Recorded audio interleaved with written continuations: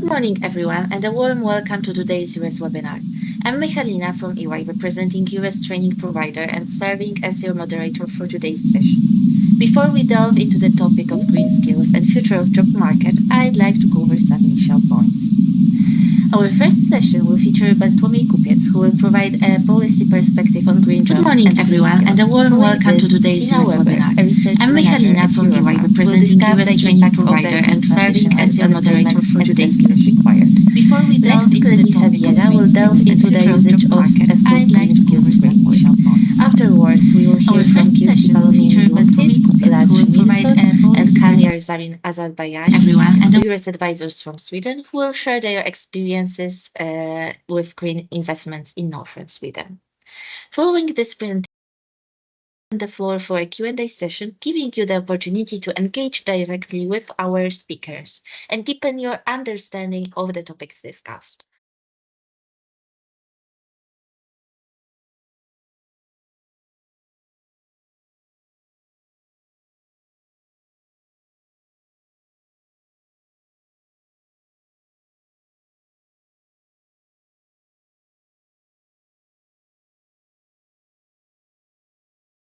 Good morning, everyone, and a warm welcome to today's EURES webinar. I'm Michalina from EY, representing EURES training provider and serving as your moderator for today's session. Before we delve into the topic of green skills and future of job market, I'd like to cover some initial points. Our first session will feature Bartłomiej Kupiec, who will provide a policy perspective on green jobs and green skills. Following this, Tina Weber, a research manager at Eurofund, will discuss the impact of the green transition on unemployment and the skills required. Next, Clarissa Viera will delve into the usage of ESCO's green skills framework. Afterwards, we will hear from Kirsi Palomini-Lundqvist, Lars Nilsson, and Kamil Zarin Azarbayani, EURES advisors from Sweden, who will share their experiences with green investments in northern Sweden. Following these presentations, we will open the floor for a Q&A session, giving you the opportunity to engage directly with our speakers and deepen your understanding of the topics discussed. We will conclude the webinar with closing remarks, summarizing the key takeaways and looking ahead to the future of green skills in the EU job market. Throughout the webinar, we encourage you to actively participate using the chat feature located beside the live stream. If you don't have a YouTube account, you can also use your Gmail account to log in. If you encounter any issues with the chat or you are not able to use it, feel free to reach out to me directly via mail, which I will share in the chat as well. The webinar is being recorded. The recordings will be shared with your EURES training coordinator for dissemination and will also be available on the EURES training provider YouTube channel. With that said, I will now pass the floor to our first speaker, Bartłomiej, to begin his presentation. Bartłomiej, the floor is yours.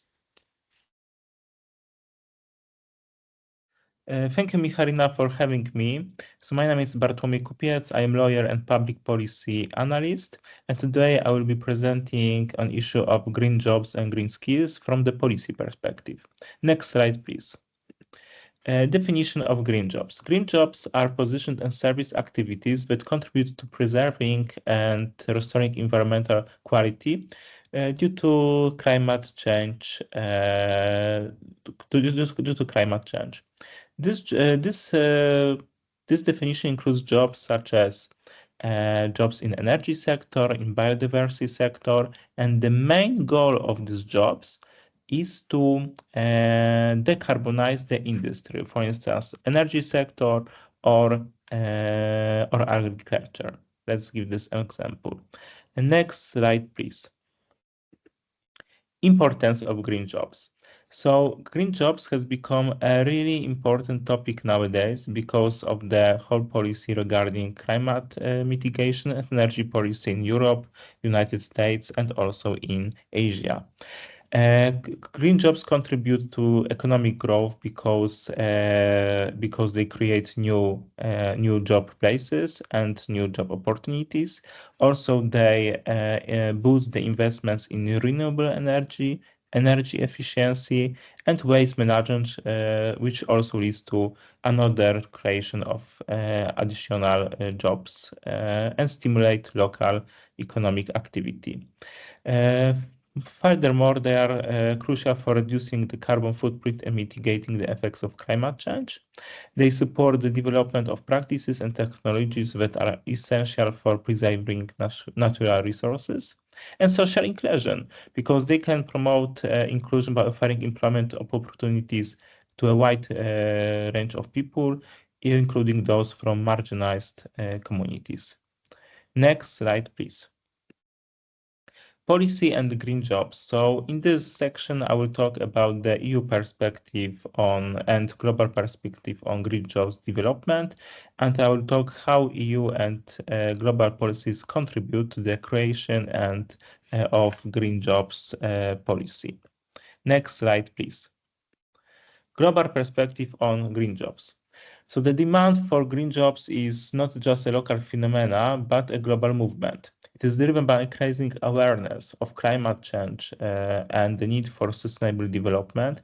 Key sectors including this demand include renewable energy sector, energy efficiency, waste management, sustainable agriculture. There are various international programs which help people to in third world countries to help to achieve their chance to work in a green job.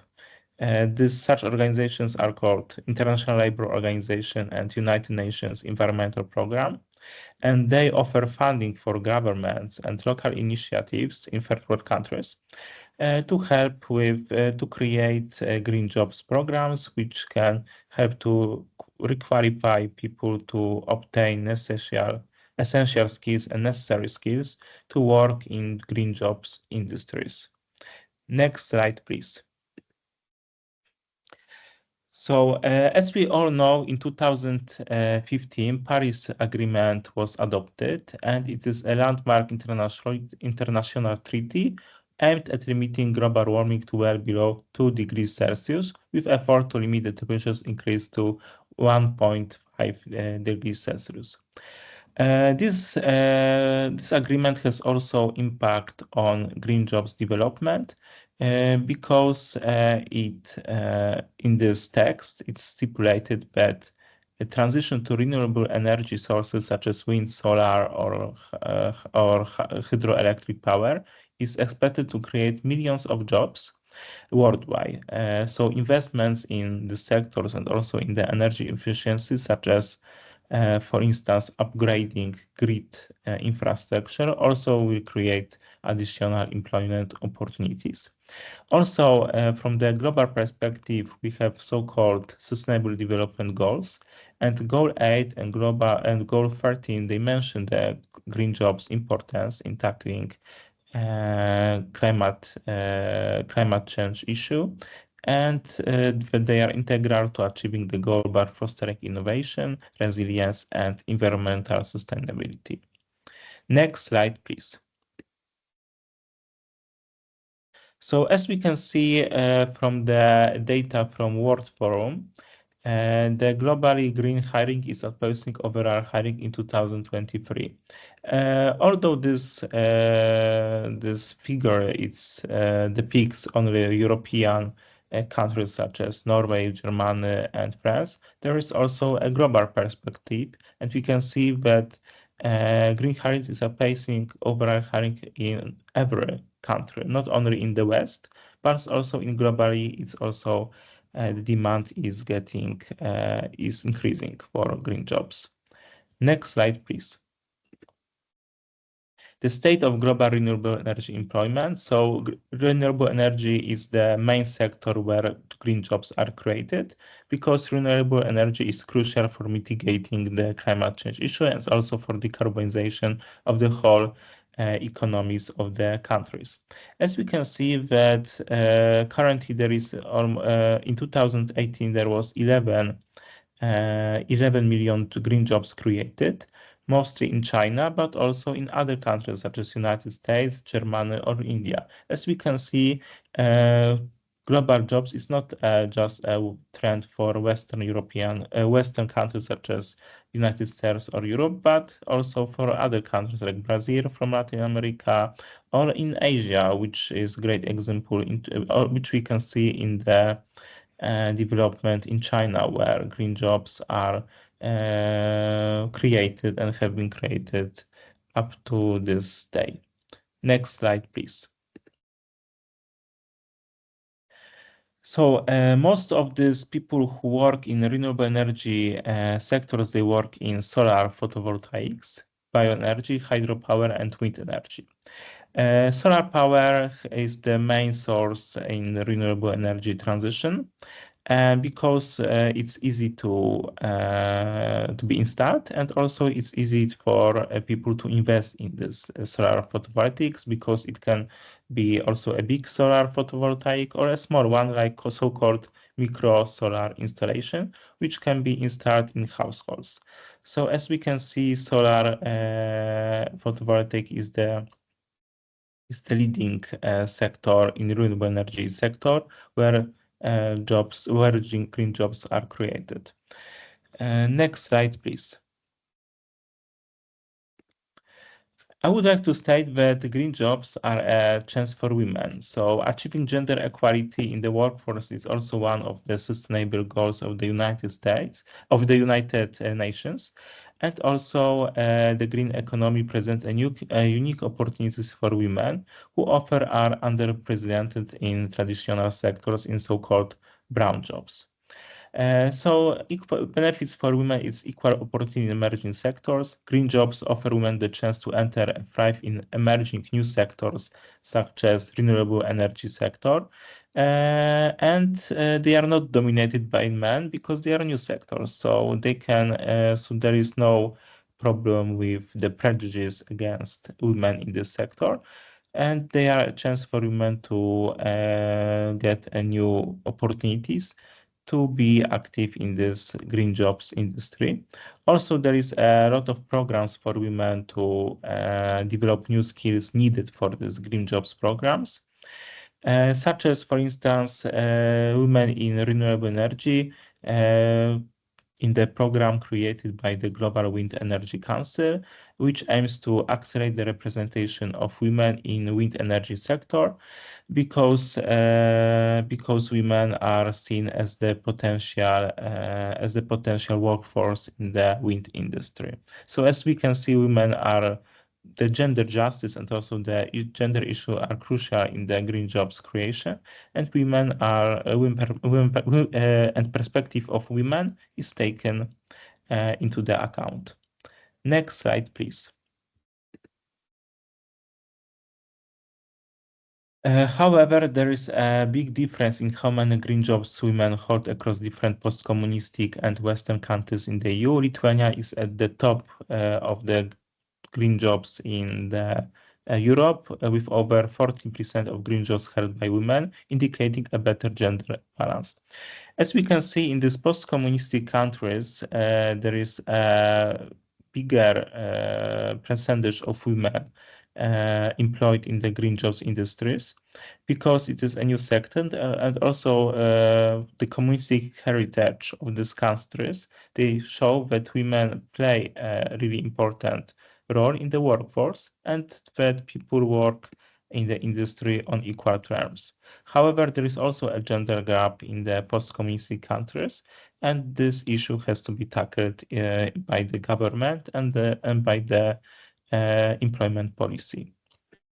Next slide, please. So EU perspective. EU perspective, so as we all know, EU energy policy is focused on the decarbonization on the industry and the whole European Union economy by 2050. And the green jobs market is rapidly growing, driven by ambitious climate policies and investment in green technologies. As we can see that there is a various of number of people employed in the green jobs industries. And major sectors contributing to green job creation is renewable energy, energy efficiency, and also waste management and recycling. However, also a sustainable agriculture and forestry is becoming one of the leading sectors for green job creation, because also decarbonization of agriculture plays a really important role to achieve ambitious climate goals of European Union. Next slide, please. EU policy. So one of the main documents and strategies from EU perspective, the perspective of green jobs, is European Green Deal. The European Green Deal is the EU flagship policy framework aimed at making European Union the first climate neutral continent by 2050. It encompasses a wide range of initiatives and actions to decarbonize the economy and promote sustainability. Also, this European Green Deal, it not only affects the EU states, but also the whole continent, the whole Europe, because neighboring states such as Ukraine or Serbia or Balkan states, they also will be affected by the EU Green Deal, as they are countries who wants to join EU in the near future. Also, one of the key initiatives is the Circular Economy Action Plan. Circular economy is the new emerging sector which promotes the reuse, repair, and recycling of products and materials to reduce waste and to also to limit the consumption of the products. And also we have something like called biodiversity strategy, which aims to restore degraded ecosystem, increase protected areas, and promote sustainable land use practices. So as we can see, circular economy and sustainable agriculture is also two emerging sectors in the EU policy, which will also contribute to the creation of more green jobs. Also, EU policy has something like called Just Transition Mechanism, and it is a critical component of European Green Deal designed to support regions and sectors most affected by the transition to the green economy. By these regions, I mean coal regions, because people who worked in the mines or coal power plants, they have to requalify and they have to achieve new skills in order to be active in the economy and in the job market. And the green job industry is really one of these paths for them to be employed in the future and also to be able to afford a living.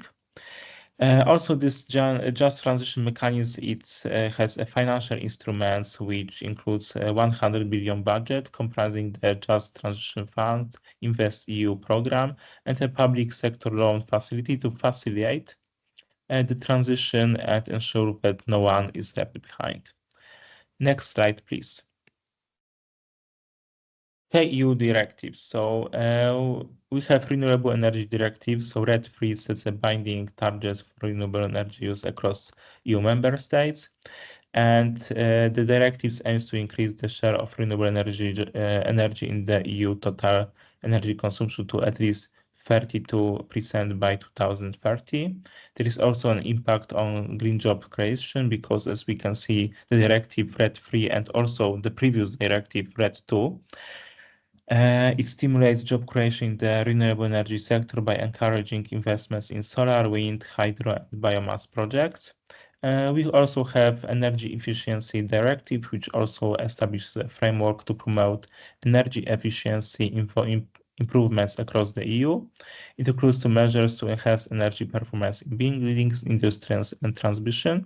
Also, there is another EU directive which is crucial for green jobs creation, and it's a so-called European Building Performance Directive. It also has been updated in last year. In last year it was published. However, in the last month it has been officially adopted by the European Union. And according to the new provisions in this directive, also green jobs will be created in the building sector, because we need green building industries and also so-called zero emission buildings for the improvements of building performance in the whole EU. Next slide, please. Job creation under EU policy. So as I have already said, there are three main sectors. It's renewable energy sector, energy efficiency, circular economy. All these sectors are supported by the EU policy, and also they are, and in the member states, they also are three pillars of the green job creation under ambitious EU green policy. Next slide, please. So in this sector, I will talk about the training for green jobs in light of policy implications, reskilling and upskilling in the countries. I will also talk about the program in Portugal, which is really important, which is a great case study to tackle the issue of green transition. So next slide, please. Foundational skills in green jobs. So it's literacy, numeracy, social-emotional skills. And because all these three aspects are crucial for obtaining a green job. Literacy is essential for understanding technical documentation and regulation. Numeracy is important roles in energy management and efficiency assessment. And social motor skills, so-called soft skills, so they are crucial for teamwork, problem solving, and leadership in green sectors. Currently, our education also focuses on this issue. However, in post-communist countries such as Poland or Czech Republic, these aspects are a problem in the school system because, for instance, teamwork is not taught in the it's not taught enough in the Polish schools in Polish schools. So it's also important for government education policy to tackle this issue and also to adopt the curriculum of this school system to adjust it to the green jobs trend. Next slide, please. So we have something like called TWED. It's Technical and Vocational Education and Training. It's the specific program which provides program approach, which provides education and training for specific occupation and industries. It combines classroom instruction with practical hands-on experience.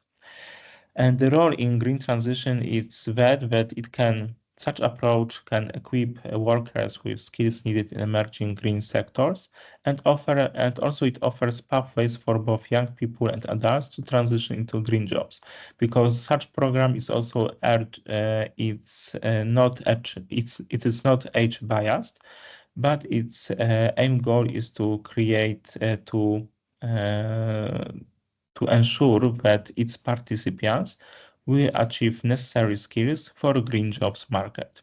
And key components of such technical and vocational education and training is a work-based learning. So these programs integrate on-the-job training with academic instruction. So it's not only a theoretical education, but also a very practical. And also industry partnerships, so collaboration with industries to ensure that training programs meet with current and future job demands. So as we can see, TWEDs are really concerned about practical skills, not only about the theoretical framework. Next slide, please. Training programs for green jobs. So Poland, mining social package. So in Poland, Poland policy focuses on assist workers transitioning from coal mining to green jobs. We can see that in Silesia region and also in Wielkopolska, in Great Poland region, so-called Wielkopolska region in Polish, because these two regions, they are coal regions in Poland, and green transition affects these regions because people who are employed in mines and also in coal power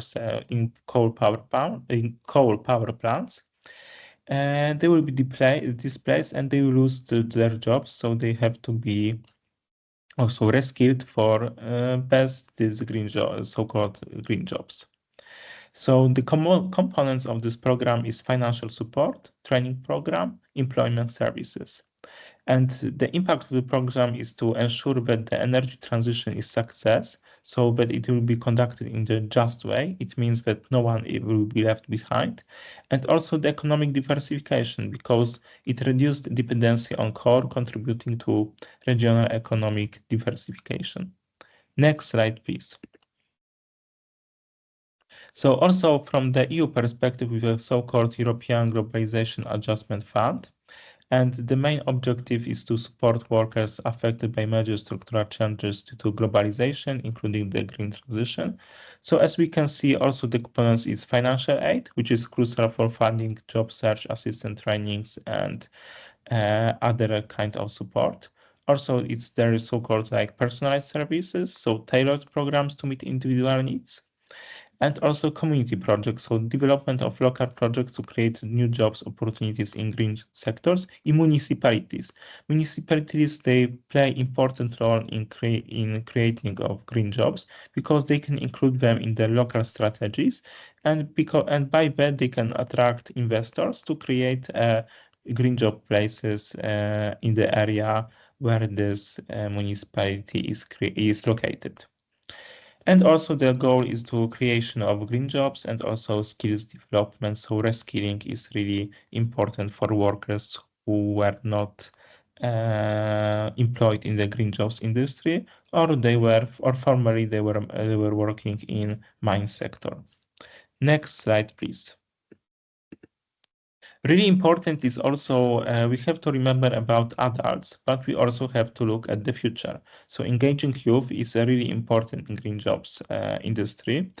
Challenges, however, it has some challenges because higher earning gaps between low and high skilled workers due to green transition.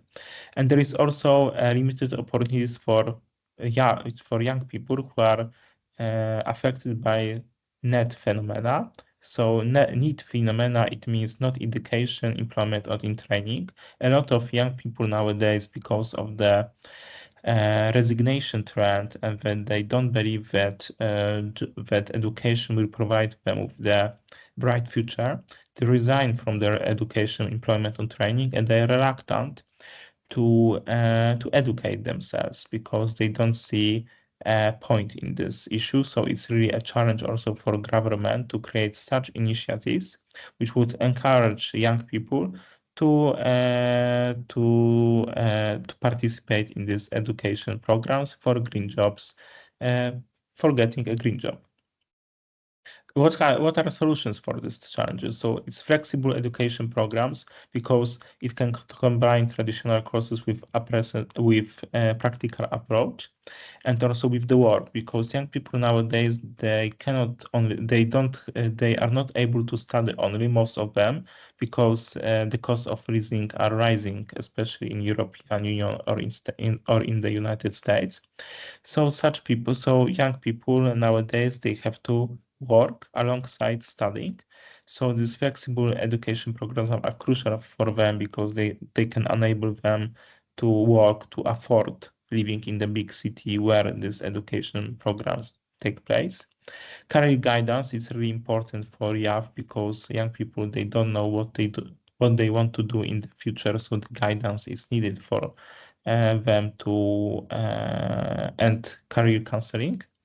And also employer initiatives, so encourage employers to offer training opportunities in the green job market, and to enhance skills of the young workers. Next slide, please. Um, However, there are also challenges for reskilling of others in green jobs. So, according to the recent data, less than 2% of low-educated adults in the EU engage in formal learning. It's a problem because nowadays a lifelong education is really important for us humans who are in the productive age, because of the changes such as green transition, AI revolution, also and geopolitical issues, and they can all affect our chances for getting a jobs or to maintain a well-paid jobs. Another challenges faces is flexibility. So adults, they need a program which is also flexible because of their private and professional schedules. Assessment, so developing a tools to quickly assess skills levels and identifying the gaps is crucial also because, as I have already stated, world is changing at really fast pace. So the assessment of the programs, the goal and the tools needed in such educational programs is crucial to identify the gaps, identify the skills which will these workers need. There is also a scalability, so expanding the recognition of prior learning centers to support skill upgrades. And I would like to present two solutions for these challenges in the green jobs creation. So it's targeted training, focus on specific skill gaps rather than a few length courses, because nowadays people they don't have time to and they don't have time and also resources to spend their time only in the university and the equation, especially others they cannot go back, others who are above in their 30s or 40s, they cannot go back to the university. They are not likely to go back to the university to the university because of their other responsibilities, such as parents, or other or responsibilities in their current jobs. It's also important to establish a more centers for recognizing and building on prior learning for adults, where they can obtain new skills needed for green jobs market. Next slide, please. Okay, so there is a progress at risk from skills gaps and unemployment. So government are reluctant to kill brown jobs because of the voter backlash. Creating green jobs, it can be seen as something which is not appreciated by the people employed in the brown jobs, because they are afraid of the unemployment and because of the fake news in the green jobs regarding green transition. So it is really essential for government to create programs and fund them, which would enable people who are in the brown jobs market to become to reskill themselves to be attractive in the green jobs market. And next slide, please. So I would like to present a case study of the program in Portugal. So Portugal, next slide, please. So Portugal Green Jobs objective is to create more than 150,000 jobs by 2030. It emphasizes on green jobs' potential to contribute to sustained economic growth. It is launched in the concept of coalition of green growth in 2015. It's a Portugal strategy regarding a green transition, and also in NETS. It is a so-called National Energy and Climate Plan which was published in 2023. Five dimensions of the program is decarbonization, energy efficiency, security of supply, internal energy market, research and innovation, and competitiveness. And it focuses on green jobs creation to achieve a climate targets of Portugal. Next slide, please. Objective of this program is to train and requalify unemployment people and employees affected by increased energy cost and green transition. And I would like also to say that it is implemented by government bodies, so public employment services, national, and it is implemented nationwide with a budget of 20 million euros in 2023. Target groups of this program is employees in energy transformation process, underemployment workers, and unemployment individuals lacking education or needing competency for certification and also for achieving green jobs. So courses are online, or they are also integrated into national qualification, allowing certification of individual modules. Next slide, please. So in conclusions, I will present my recommendation and also opportunities for green jobs creation. Next slide, please. So opportunities and recommendations. So emerging sectors, green hydrogen and sustainable construction are one of the emerging sectors where green jobs will be created in the coming decade. Next slide, please. Next slide, please. Also, they will be created in the innovation and technology sector because we need research and new investment in the knowledge sector to create a better investment in green jobs green jobs and also in renewable energy sector. So it will also stimulate of the green jobs number in the economy. And next slide, please. So this slide, I will present recommendations. So it's crucial for member states of the EU and also all nations and other countries to create training programs which will enhance vocational training and higher education program with focus on green skills and competencies. The programs which will strengthen policy coherence, so policymakers should ensure that green jobs initiatives are integrated into broader economic and social policies to create synergies and maximize the impact. And I would like also to recommend increasement in investment in green technologies. So public and private investments in green technology should be scaled up to support the transition to green economy and create new job opportunities. Next slide, please. So this is the end of my presentation. I hope that everything was clear, and I will remain here to answer all your questions in the Q&A section. Thank you for your interest and your attention. Thank you very much for this presentation, Bartłomiej. And please remember that you can ask questions to Bartłomiej on the chat or via mail. Now I will give the floor to our next speaker. Tina, the floor is yours. Thank you for this invitation to present at the webinar. For those of you that are not familiar, Eurofound is a tripartite agency of the European Commission, and our work is in the areas of employment, working conditions, living conditions, and industrial relations. And on the issue of climate change and green jobs, our work started with a concept paper of the impact of climate change on those four areas I've just mentioned. So we've been looking at the implications of European policies, climate change policies on employment and job quality. We've been looking at distributional effects of climate change policy on different groups of individuals, both in terms of living and working conditions. And more recently, we've been focusing on the impact of climate change and climate change policy at the sectoral level, so in terms of employment.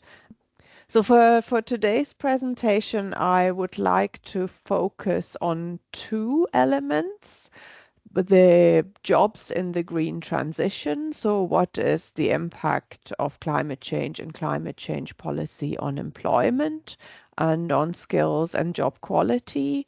And I would like to say a few words about the approaches that have been taken at member state level to address green skills gaps. So in relation to jobs in the green transition, obviously there are direct impacts of climate change on the structure of employment and the kind of jobs that will be in higher demand and new skills that will be needed or skills that will be in higher demand.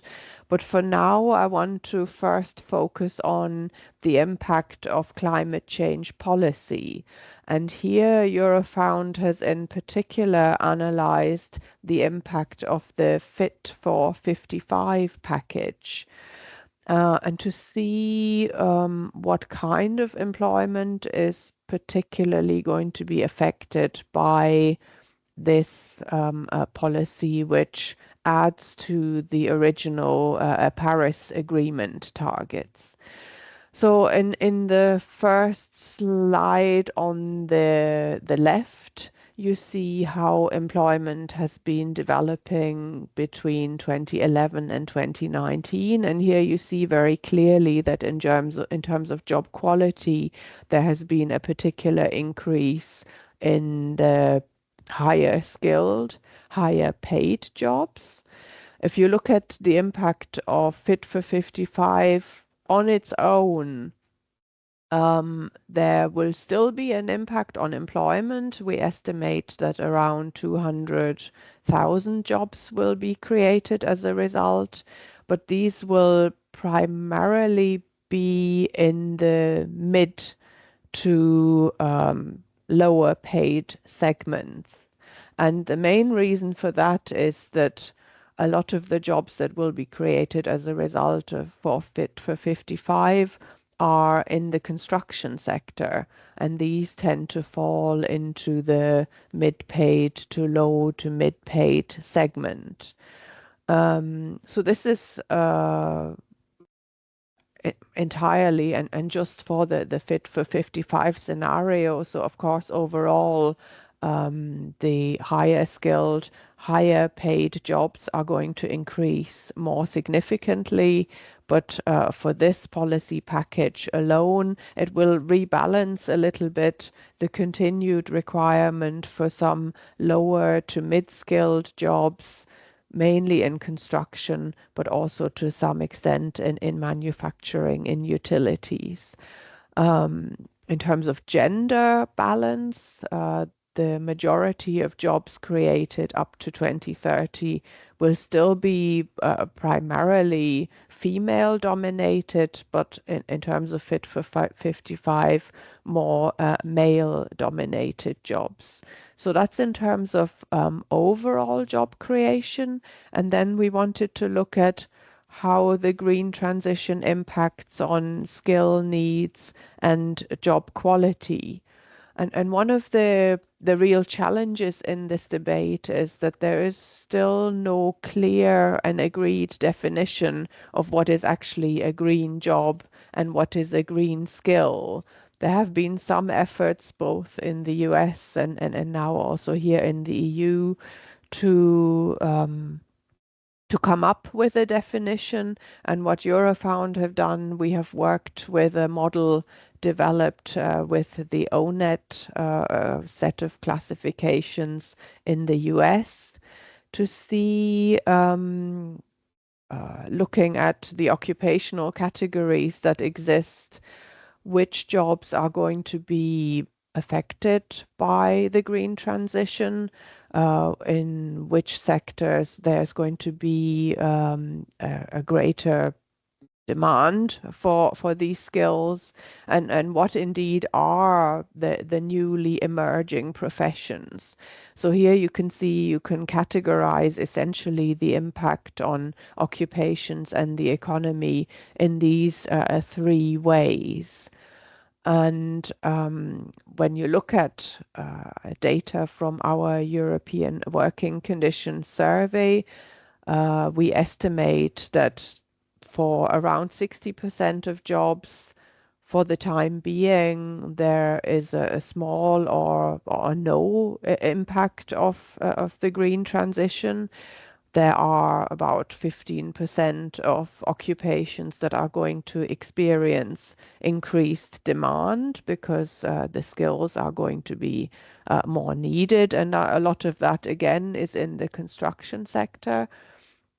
And then there are, again, around 15% of occupations where enhanced skills are going to be needed, and only around 9 to 10% where you could imagine that there is actually going to be new job descriptions emerging, new job titles, requirement for new training profiles or entirely new training profiles. And this varies from sector to sector.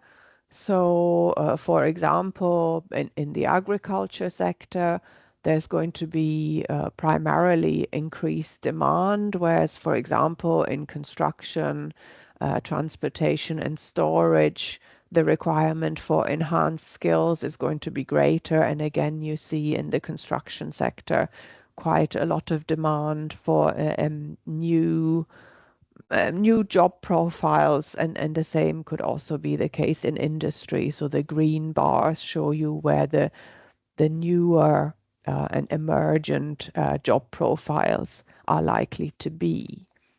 I mentioned at the beginning that climate change is also going to have a direct impact.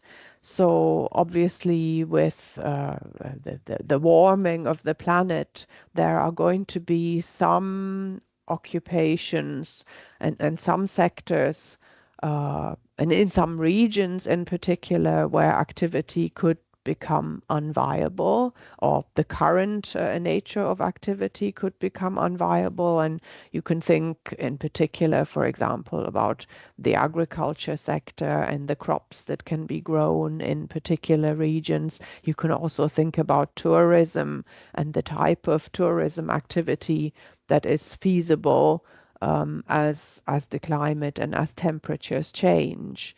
But you're also going to have increased demand for some occupations and skills, particularly those dealing with extremes of weather conditions, so potentially increased demand for firefighters, emergency services. And then for other workers, increased hazards as a result of exposure to heat, to ultraviolet radiation. So these are also factors that need to be taken into account and that will impact the quality of jobs and therefore potentially the attractiveness of some occupations.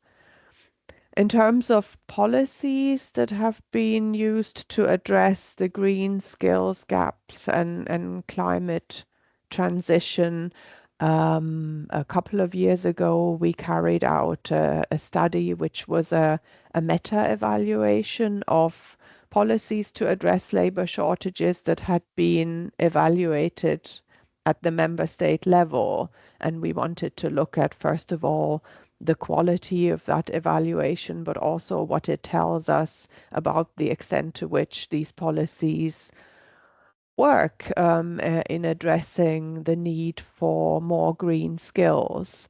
And I'm not going to go into each of these policies listed on the slide in detail. These are just some of the examples of the 40 policy measures we looked at in total, which had much more of a focus on the green transition. But what you can see in terms of measures here is that it seems that we are still very much at the beginning of implementing measures which address the green transition. So a lot of measures focus on skills forecasting and having better advanced knowledge of the types of skills and occupations which are going to be more in demand in future, and then also translating this into the development or the adjustment of training curricula. So quite a number of these initiatives have focused on developing new curricula, for example, in the construction sector or in e-mobility, for instance. And then there's also a requirement for new types of certification and the accreditation of these new certifications, which makes it very important for employers to be involved in the development of these new curricula so that these certifications are then also recognized at the employer level. What these measures also showed is that the challenge tends to be greater for SMEs in, first of all, identifying the future skill needs because they don't tend to have the larger HR departments of larger companies to develop this type of forward-looking approach, and they also tend to require more support in the provision of training, especially if that can be shared with other SMEs to achieve better economies of scale. So development of new types of curricula, but then also the implementation of these new training courses.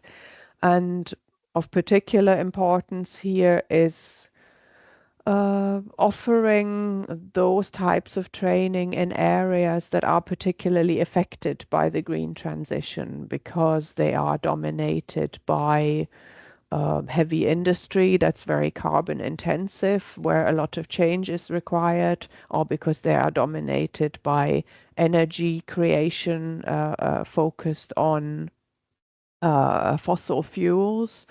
So here, a particular responsibility also for public employment services and for employers and other partners to work together to deliver a rapid and well-planned job-to-job transition for individuals who are working in those kind of sectors. And here there is a lot of experience already to draw on. I have here on the slide the example of Ireland, where there was a transformation away from energy production from peat to renewables, but similar examples exist in other countries that are moving away from coal into either renewables or other types of economic activity in those areas. So there is a lot of challenge for public employment services to get involved in this type of training development, training provision, but also increasingly assisting with job-to-job transition. So that's just a quick introduction into the work that Eurofound has done in that area. You see on the final slide examples of some of our reports that we have published in this area. And I would invite you to have a look at that, but also ask me any questions that you would like to ask. Thank you. Thank you, Tina, for the presentation. You can ask Tina questions on the chat or via mail. And now I will pass the floor to our next speaker, Clarissa. Good morning, everyone. My name is Clarissa Vieira. I'm the taxonomist of the ESCO team, and I'm also the point of contact for EURES within the ESCO Secretariat. And I'm going to be giving you an introduction of what are the green skills in ESCO, how to access them, and then I'll show you some of the use cases.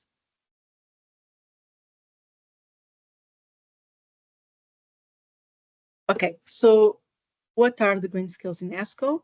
So first, starting with the definition, we did not come up with a definition ourselves. What we did was we adopted the CEDEFOP definition, which is a definition that is internationally recognized. And you have it here on the slide. For in terms of ESCO green skills, they are knowledge, abilities, values, and attitudes needed to live in, develop, and support a society which reduces the impact of human activity on the environment. So currently you have 381 green skills, 185 knowledge, and 5 transversal skills labeled as green. And on the right side, you have some examples, for example, design biomass installations, train staff to reduce food waste, and urban planning law. So how did we come up with this list of green skills? So we did come up with a methodology that combine both human expertise and AI. So on the human side, what we did was we took the CEDEFOP definition as a departure point, and then we looked at preferred terms, alternative labels, descriptions, and at so the descriptions are the definition. And based on this, we compared these with the CEDEFOP definition, and we tried to ascertain whether they were green or not. In regards to AI, what we did was first, we built a data set based on national and international classifications, global standards, reports, European projects, etc. And then we developed the classifier. We trained, test, and set thresholds to it so that it could identify green skills based on data. And finally, we compared both lists manually, trying to understand what were the differences. And then with this process, we got our final list for green skills, or our current list. It's not final because it's an evolving landscape, but our current list for the green skills. So how can you access these green skills? You can download ESCO. So if you go into the portal, you can either click here when you have your hands on the PowerPoint on download page, or you can just Google download ESCO and you'll get there. And then you choose the version that you want to download, content, you choose classification, and then you choose the language. You cannot access Green Skills if you choose the language dependent version, because it will give you a TTL file as opposed to a CSV file. So I would advise you to always choose a language as opposed to the language independent. Then CSV, you click on add to your package, then you follow the following steps, and you'll get a list like a set of CSV files like the ones that you have here on the right side. And here you have the Green Skills collection. Another way of accessing Green Skills is to go into the portal. And then here you have the filters, and you just click on green, and then you click on close, and then you'll get the list of Green Skills. And here on the top right, you choose the version that you want of ESCO. So what can you do with the Green Skills? So you have several use cases that you can look into. So stakeholders have been using Green Skills for a variety of reasons. For example, public employment services have been using for job matching and comparing CVs and suggesting career paths. And they have also been looking at how to develop their local communities into the green skill transition. Research bodies, they are collecting information, so skills intelligence, looking at gaps that exist in skills, and analyzing the composition of jobs of EU. You have private companies and HR providers that want to forecast which skills will be which green skills will be important in this transition into a greener economy, and also they want to upskill and reskill employees. And in fact, you do have this from time to time that we will have wanting to speak with ESCO HR providers saying, oh, we come from this company, we want to reskill or upskill our employees. Could you give us a list of all the green skills that are relevant for our industry? So that happens from time to time. And then you have the VET providers that want to translate these green skills into learning outcomes. And one of the use cases that I'm going to show you focuses on the importance of the presence of green skills in education. Okay, so now let's look at some of the specific use cases. Beginning with SEPs, if you want to have more information on these use cases, so I'm just going to give you a quick introduction, but you have more information on the ESCO portal. And then if you want to learn even more, we can put you in touch with them. So SEPs, what did they do? What they wanted to do was they wanted to create a report of trends for green transition. And they wanted to create a framework to assess the greenness of occupations and sectors. And I am going to show you this framework in the next slide. But just for a quick introduction, so what they wanted to do was to analyze how the green transition can affect jobs, looking at the evolving nature of green jobs. The evolving nature, the word evolving, or the word, for example, the emergence of new green occupations, these words are very important. Why? Because they focus on the idea that there is a change. We are in a transition period.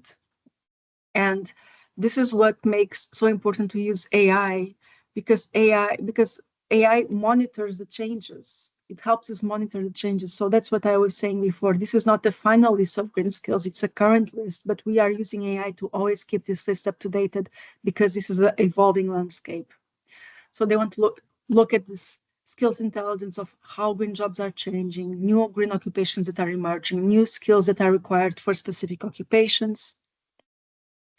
And then ESCO was used to measure the greenness on the input level. So if you have the labor market, input would be the labor market, or that would be one of the inputs. And once they have all of this information, they want to analyze how policies are affected by the green transition. So now let's look at the framework. So here you have the dimensions. You have input, process, output, and job quality. In input, you have labor, goods or capital, natural resources. And then in process, you have tasks and process impacts. In output, you have environmental impact and conservation of resources. And job quality, you have working conditions and labor market structure. ESCO, as I was saying before, it's input, that's the labor. labor force, and here you have the green skills. That's it. Okay, now let's look at a different use case, that's SPAO. And they were looking at it at green skills from the perspective of manufacturing, which of course makes sense because manufacturing is highly polluting. So of course it's going through a huge change, and of course also not sectors are going through this as a similar transition. So higher polluting industries are being more affected by this transition than lower or lesser polluting industries. And ESCO served as a reference point for identifying the evolving landscape of green skills and occupations. So again, the idea of evolving.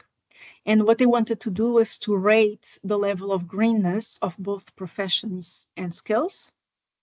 So they came up with a final list of 67 professions with a high propensity to be green, 53 to medium to high propensity, 78 with medium to low propensity to be green, and 101 professions that are low green. And then looking at skills and knowledge, you have 70 skills that are highly relevant for the green economy, 163 with medium high, 209 with medium low relevance, and 67 with low relevance. And this idea of having levels of greenness is something which is very present in our conversations with stakeholders.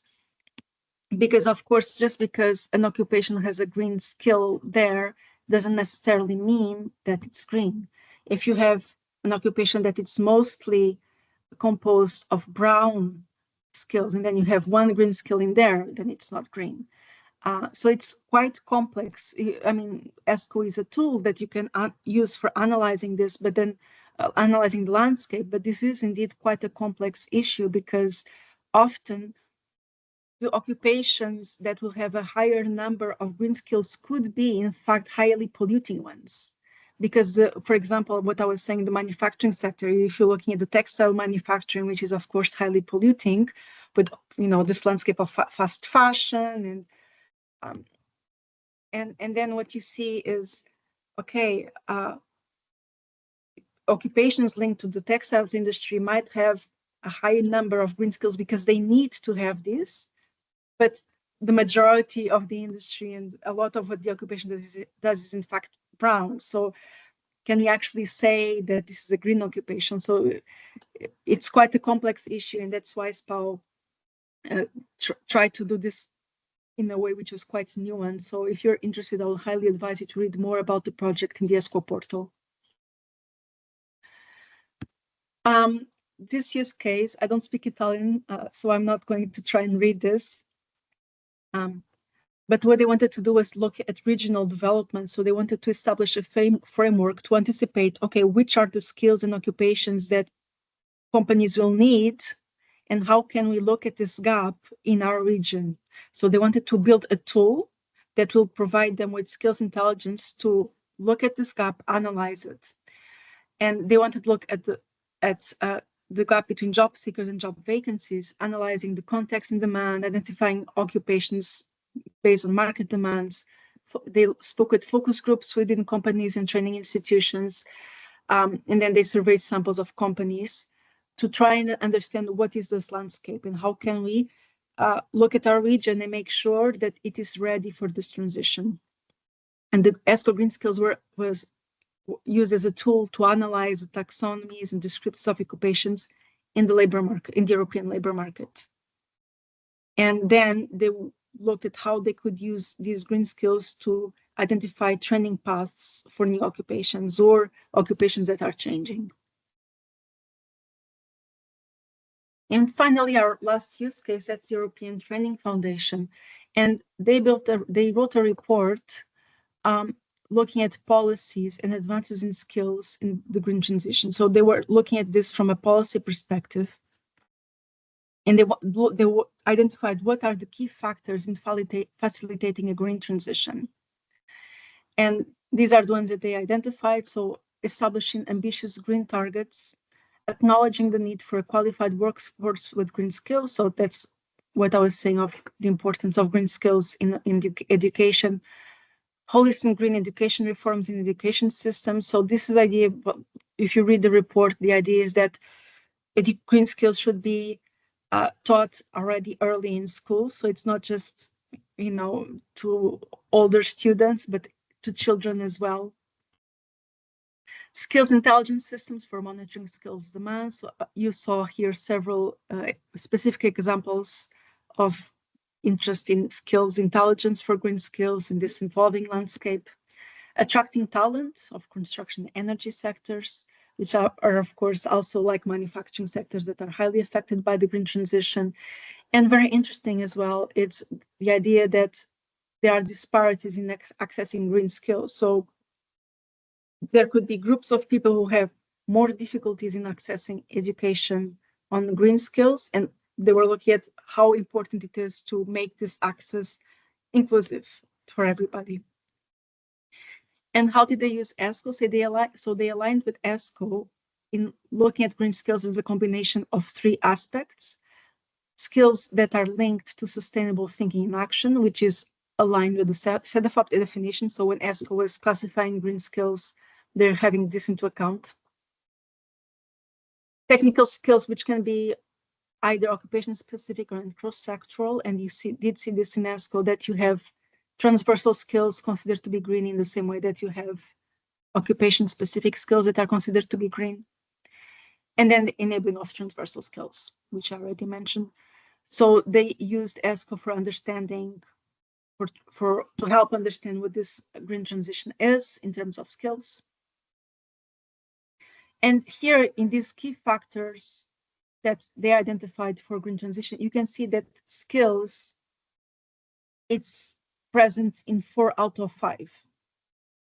So, so ambitious green transition targets, maybe not so much, but look at skills intelligence that looks at green skills, education of green skills. So the idea of green skills seems to be absolutely central for this idea of a green transition, being prepared for a green transition. And that's it for me. Thank you very much. Clarissa, thank you very much. And now I will pass the floor to our colleagues from Sweden, Lars, Kitsi, and Kamjar. The floor is yours.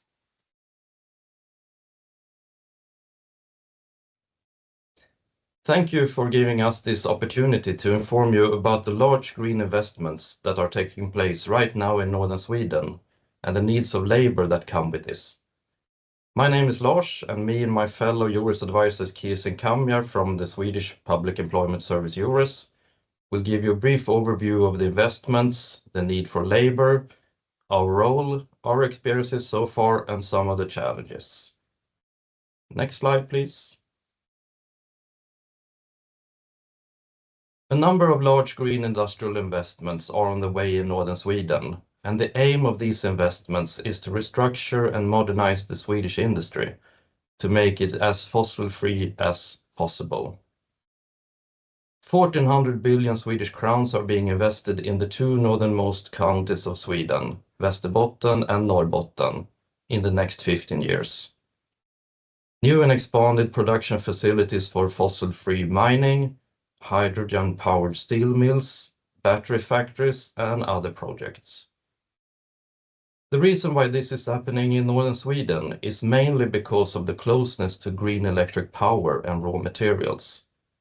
Hydroelectric power, wind power, iron ore, and other minerals.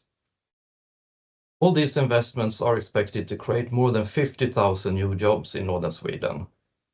And getting the workforce needed for all these new jobs will be a major challenge for a region that already now has low unemployment.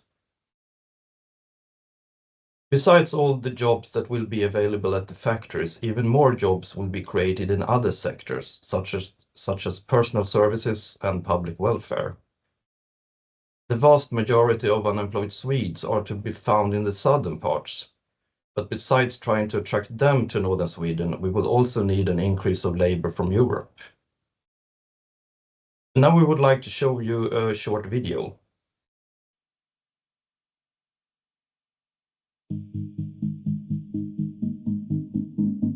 What's happening in North Sweden right now is truly amazing. Every day, I meet brave companies and investors that are the real drivers behind the green transition. They are scaling up to battle climate change at a global scale.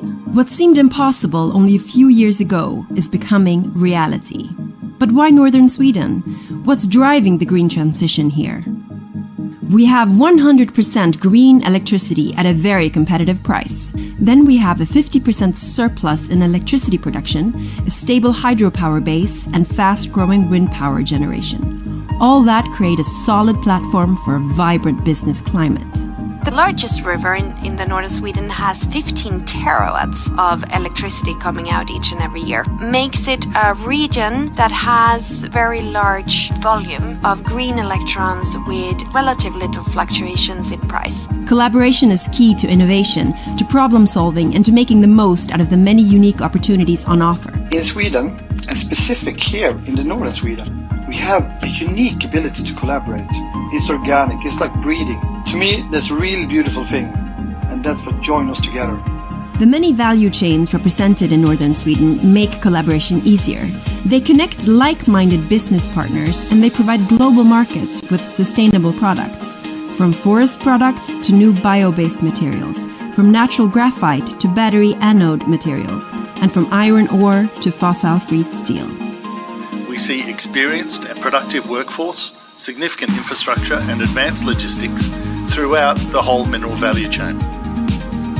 The many established value chains in northern Sweden provide a sound environment for investments to thrive.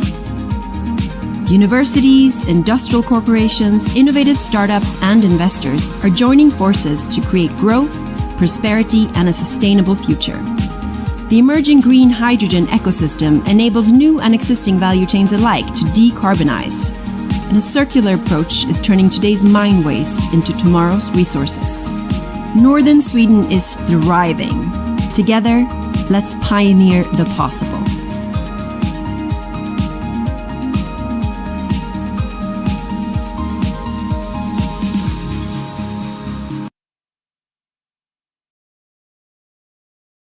Here are a few examples of the investments in the north.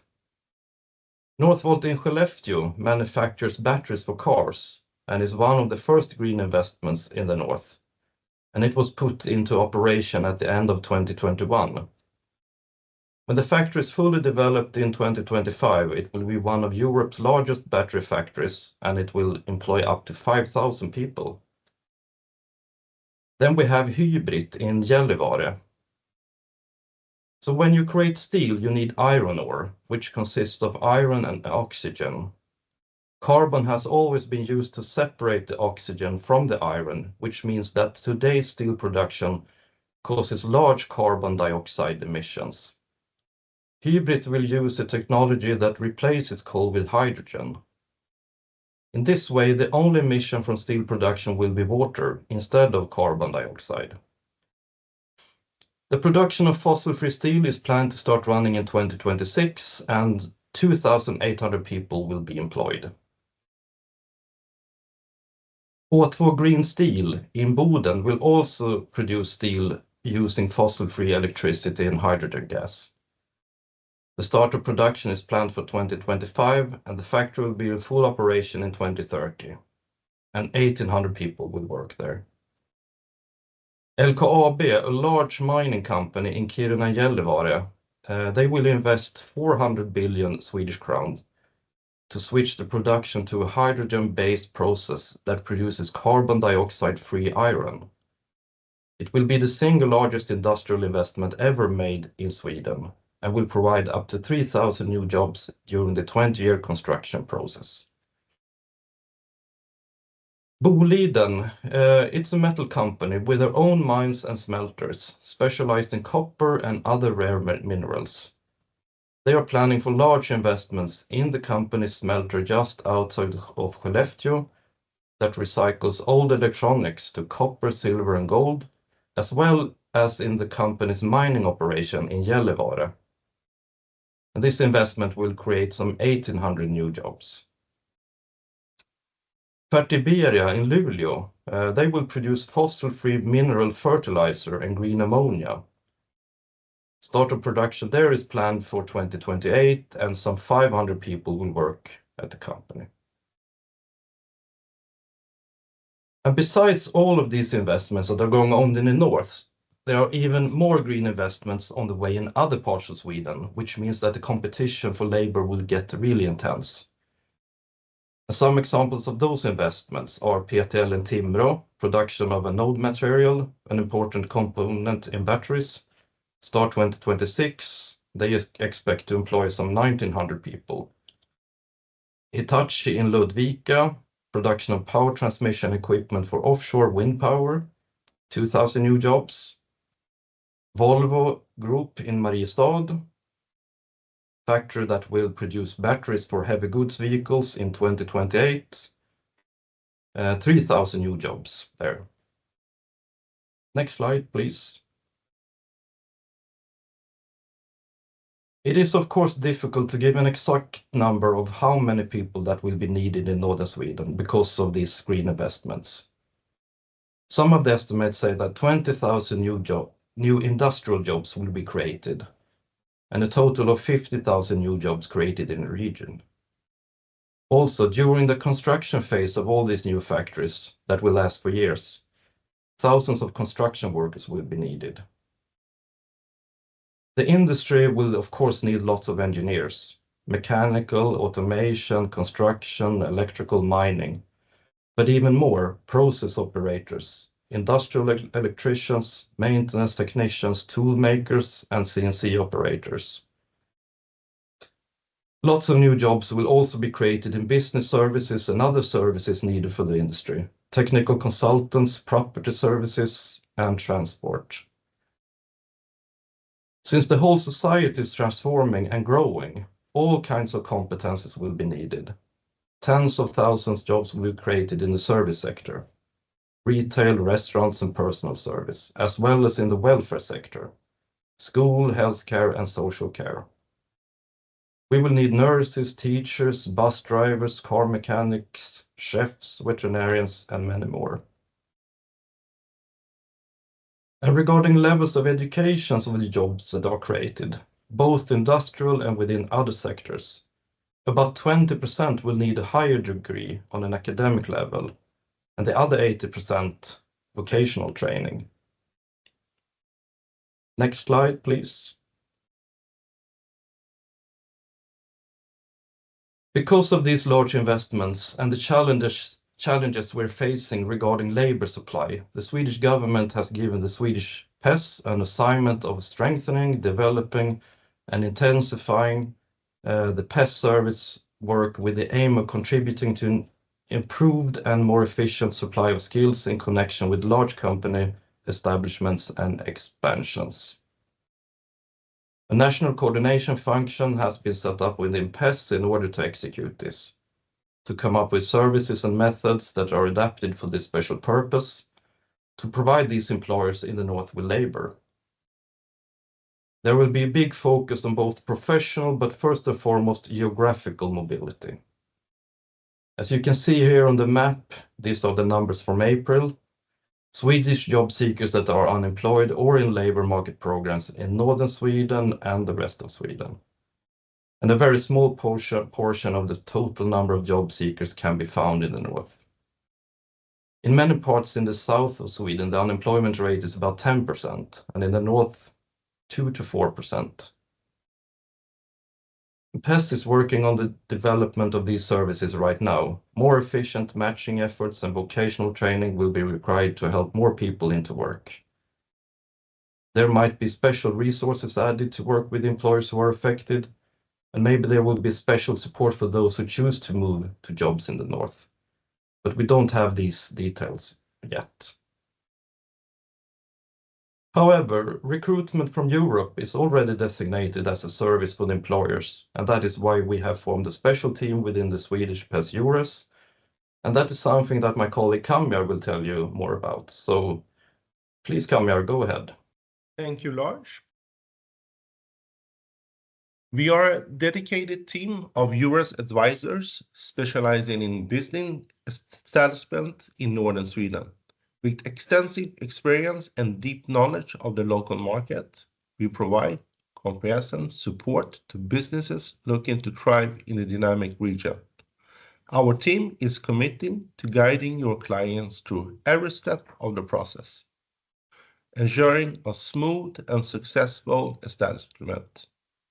Our goal is to facilitate the process for EU job seekers coming to Sweden, from regulatory advice to market insights and recruitment support. We are here to help your clients succeed in northern Sweden.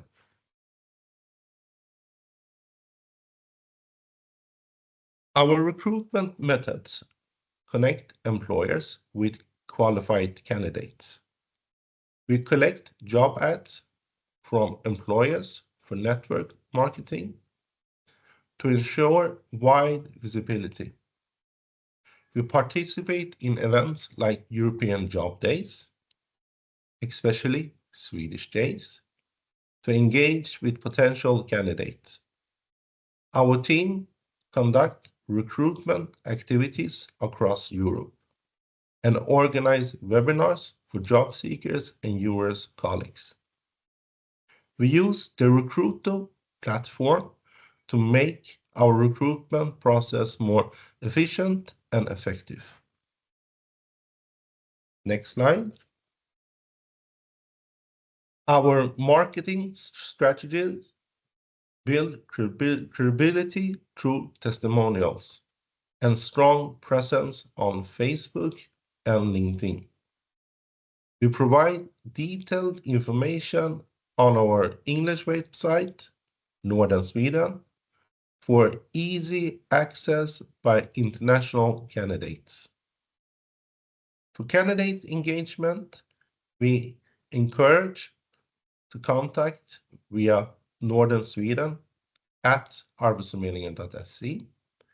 We use Recruito to match candidates with employers and ensure a smooth recruitment process. And next slide, Kirsi presents our experience so far. Hi, yes. Our experiences so far are that this is going to be spread out on many years to come, but a large part of it is happening as we speak, and a part of it has already started a few years ago. When it comes to establishments and expansions, the county of Västerbotten has one of the areas for the larger establishments, the municipality of Skellefteå, with the battery factory Northvolt. So Skellefteå is ahead with a few years when it comes to Northvolt's large-scale recruitments, both for themselves and the subcontractors, which has led to the area recruiting a large number of candidates from many different countries worldwide. Northvolt alone is onboarding more than 100 per month. In the other region, the county of Norrbotten, the large-scale recruitments for the new establishment are starting by the beginning of next year and will continue for years as more establishments and expansions are coming to reality. Some are being built currently as H2 Green Steel and Talga. In this area, we've had more geographical areas for the establishments and expansions with 4 municipalities, Kiruna, Gällivare, Boden and Luleå. Remember though, that the need is in all municipalities, smaller or larger in these 2 regions. Many of these 29 municipalities have a low employment rate, between 2 to 4%, and in the smaller municipalities, it is as few as 40 to 50 people. This is a social transformation due to our scarcely populated areas with need of inhabitants. Internationally, as on the national level, the attraction and promotion are important to the recruitments, particularly for the SMEs and the public sector. By promoting the more known larger companies like Northvolt and LKAB, it makes it also easier for the smaller companies and employers to recruit.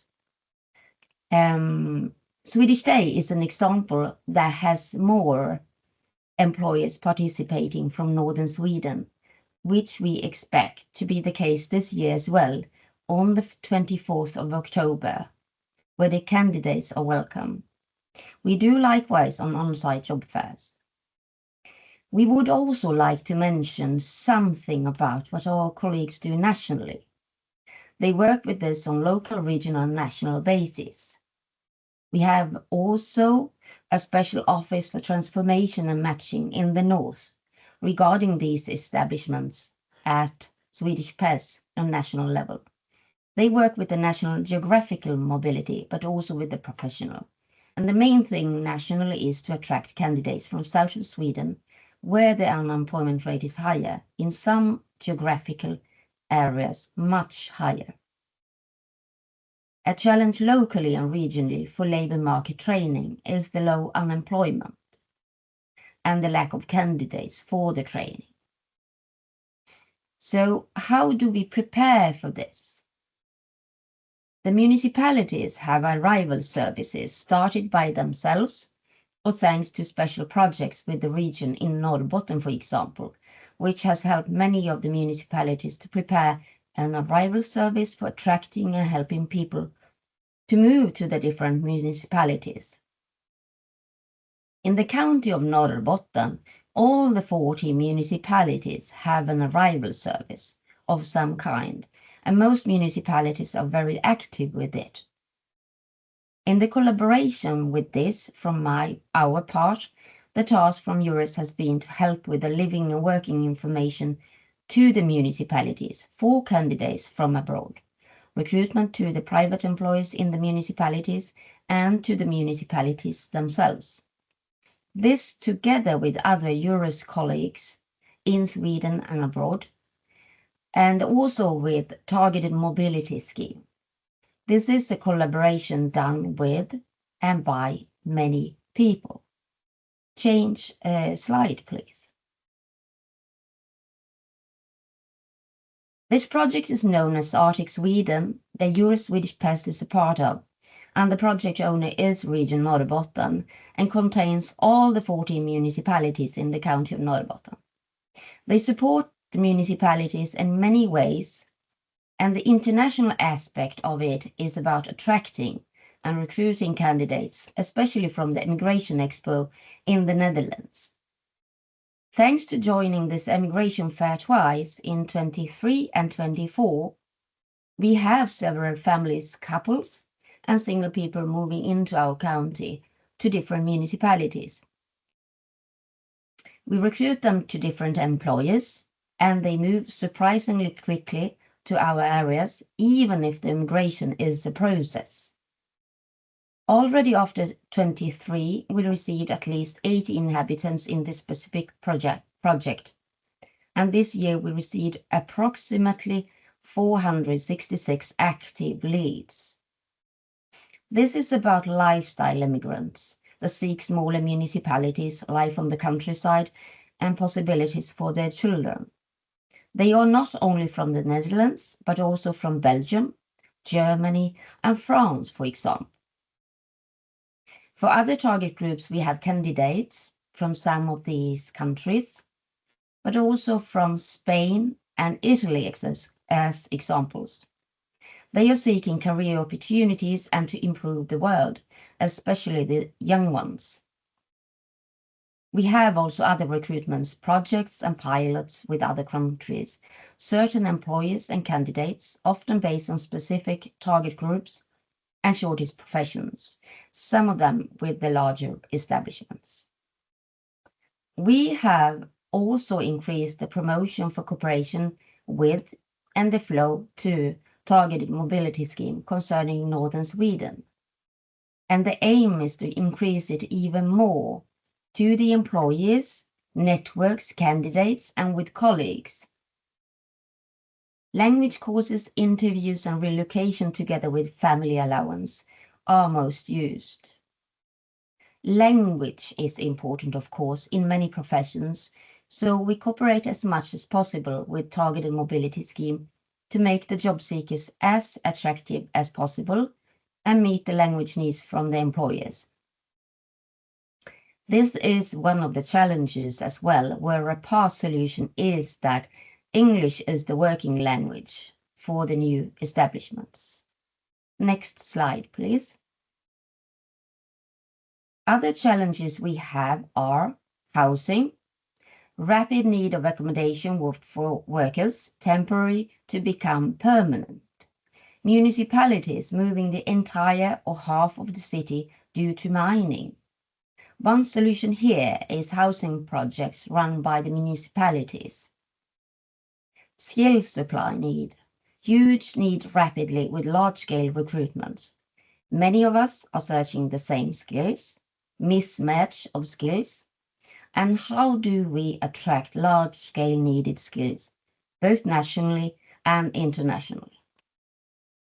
And then receiver capacity with the employers first, specifically SMEs to recruit with English as working language, and then softer values with attraction to move here and to stay here within the society, the municipalities, with leisure time activities, for example, schooling, etc., but also jobs to spouses ASAP. But even with the challenges, we need, of course, candidates in large quantities. So we thank you for your attention. And if you would be interested in learning more or maybe collaborating with us, then you're welcome to contact us. We can take the next slide. northern.sweden@arbetsförmedlingen.se och inform candidates to contact us. Thank you.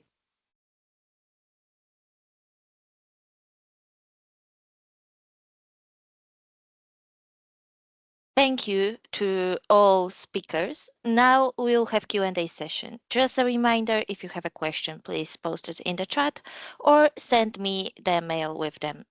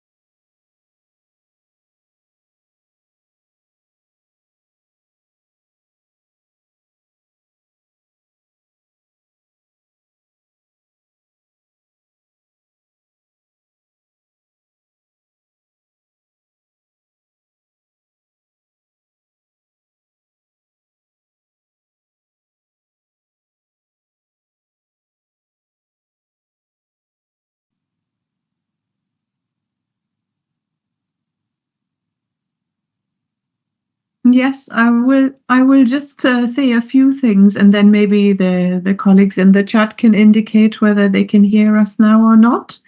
Does it seem to be fine? Okay, perfect.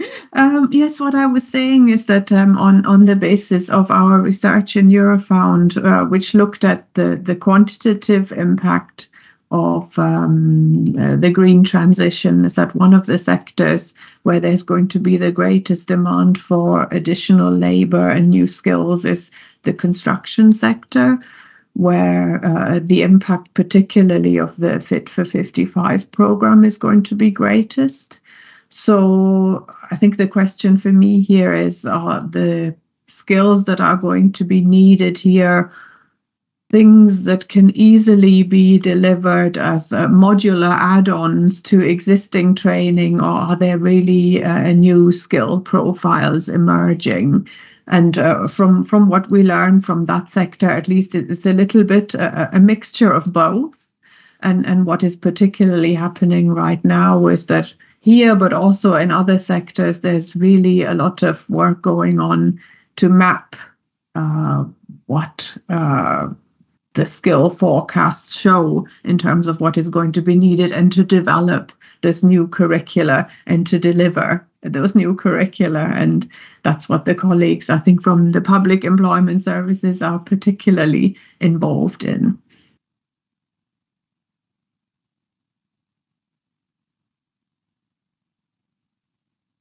Not fully, I'm speaking more from a taxonomist perspective, but maybe Francesco has something to add on that side. No, not really nothing to add. I think it's pretty clear. I agree.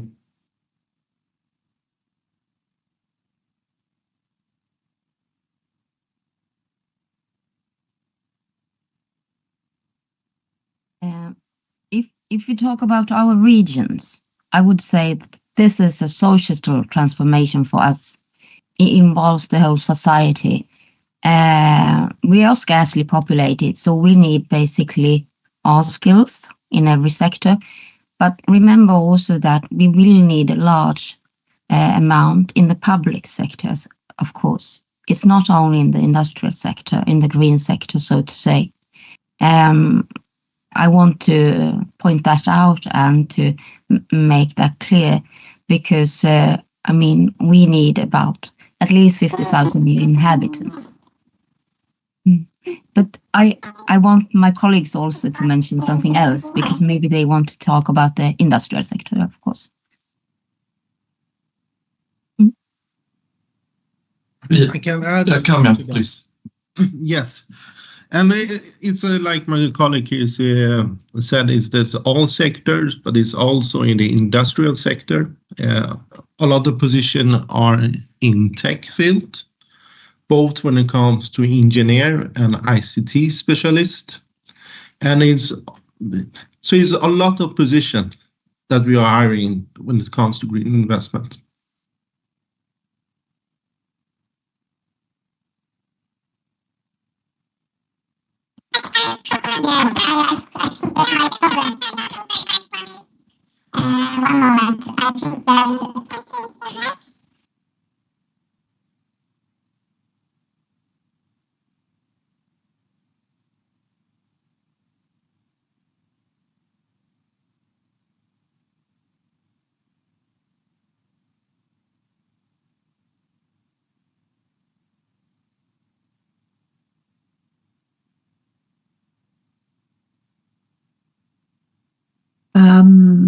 Yes, there are two ways in which job quality is going to be impacted. One is the direct effect of climate change, which I've already spoken about briefly. So individuals having to work in much higher temperatures, being more exposed to UV radiation. And one of the issues here is that in the different member states at the moment, there are very different regulations with regard to the maximum temperatures that are acceptable.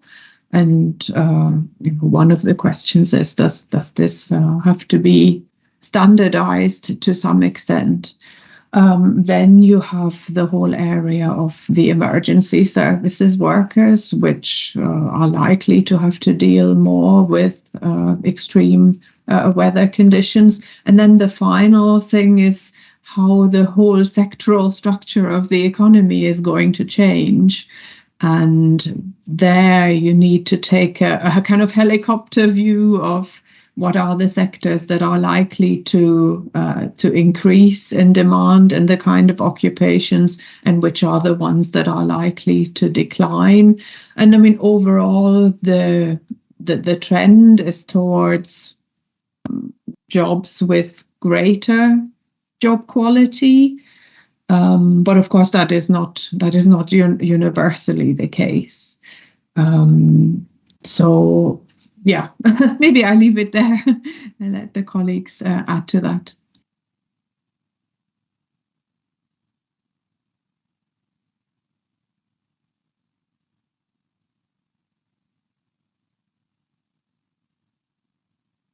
Yes, I hope that finally everything is working. Yes, finally. Thank you for this, for your patience. So in my opinion, in the time of green economy and green jobs, data literacy is one of the key issues for young people and also for adults who want to reskill themselves into green jobs to obtain these skills. Everything nowadays is data-driven. We work with artificial intelligence, with numbers. So people have to make decisions based on the data. And nowadays, a lot of people, they don't know how to, we are professionals, they don't know how to work with numbers and how to analyze them to conclude and to make a proper decision. So data literacy, I think, is the main skill regarding green jobs.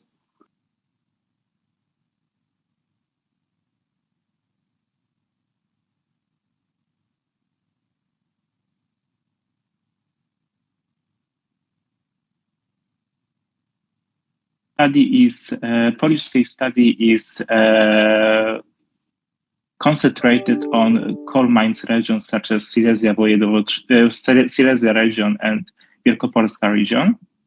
Currently, these programs are funded from Just Transition Mechanism and other governmental funds which are focused on helping these people who used to work in mines or coal sectors. And nowadays, these people are supported by the government, and also a lot of programs are organized from these funds.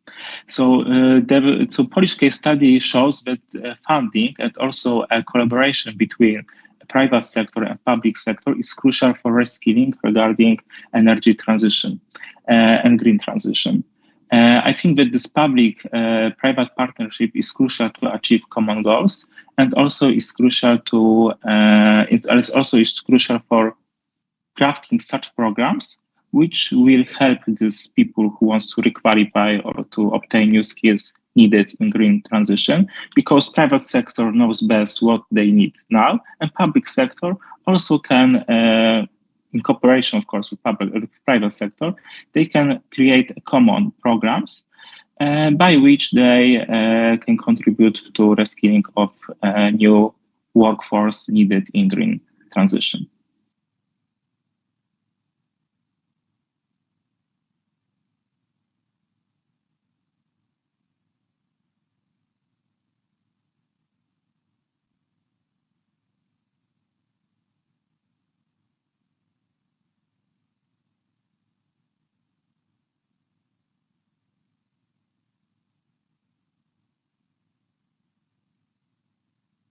So on our side, we were just presenting use cases that used ESCO. The main similarity that I found was the importance of skills intelligence, the need to understand the emerging patterns of skills and how the labor market is changing in order to support the green transition. Yes, I don't know if Francesco has anything else to add for that, because I'm speaking more from a taxonomist perspective, whereas Francesco can give you the support on the policy perspective. No, I think the policy framework is a little bit set right now. With the over the last years we've been looking at how the green transition affects different policies. There is no new finding in a certain way. So we know what the transition requires us as policymakers and then the different stakeholders on the ground to do. I think it's pretty clear. What we can see is that while some of the challenges, and this is indeed part of analysis that tools like our taxonomy help support doing, but I recommend also some interesting piece of work that the colleagues in Selefop have done on the topic. It obviously depends much on what are the economic characteristics of the countries. So the country has, for example, we know that there are some countries that were heavily depending on coal. Then obviously they are particularly affected by the transition. If we're looking at countries where large dependence in agriculture, for example, then we can see different results. And this is what right now the researches that are ongoing at European, at national level, at international level, obviously with a wider perspective, are looking at. So there is, while the challenges somehow from policy level, the challenges related to the green transitions are mainstreamed across all the countries, they're more or less the same for everyone. Then, of course, the economic structure of every country makes them subject to different degrees of difficulty or facility to transition.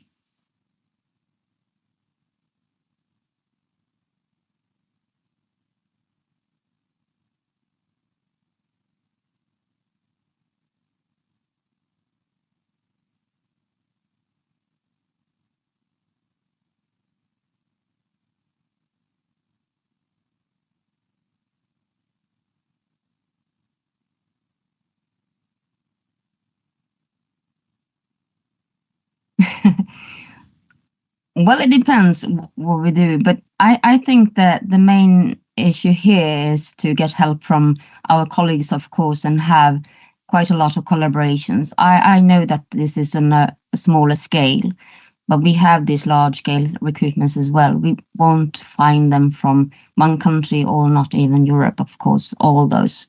But our contacts with our network is essential, of course.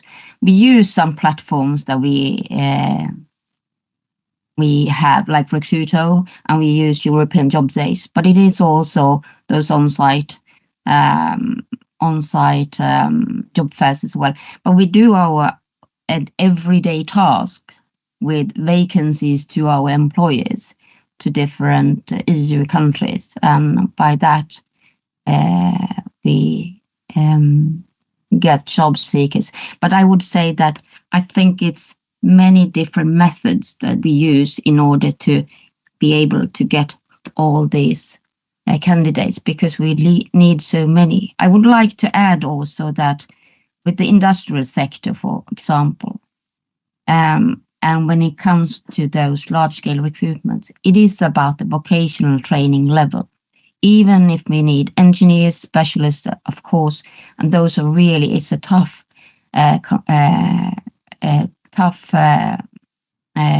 task to get those, but the larger quantity is within vocational training level. Those will be the thousands. But I would like my colleagues also to chip in. Yeah, and as you might understand that we're only at like the beginning of this transformation and all the investments.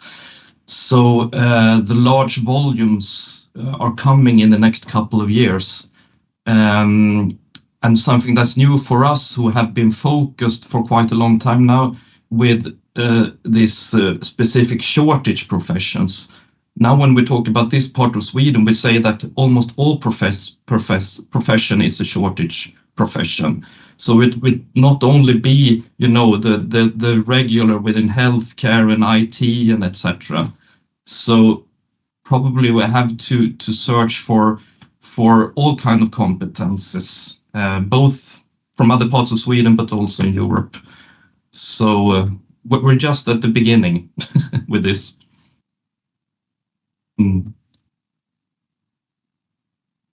Now, I will agree with those that my colleagues are saying, and the only thing I can add that for our strategy that is going to be really important is testimonials that we have for European job seekers that have been moving to Sweden, because they are going to be really important to attract new candidates.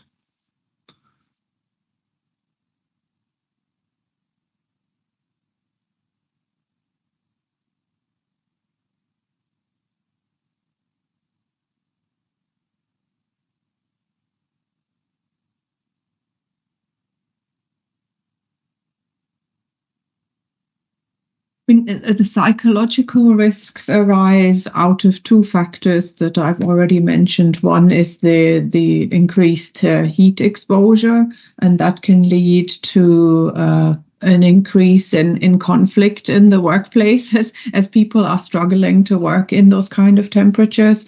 And the other psychological impact is that of uncertainty. So if there is change in the sector, in the occupation, if there is a fear that jobs might disappear, that obviously produces psychological risks. So it's primarily the sectors that are most impacted by the transition. So your carbon intensive energy sectors, your heavy industries, where things might have to change, and whether it's job loss or just a change in tasks, where some people might fear, oh, I will have to learn new things, am I capable of adjusting to this change? That's really what we mean by the psychological risks.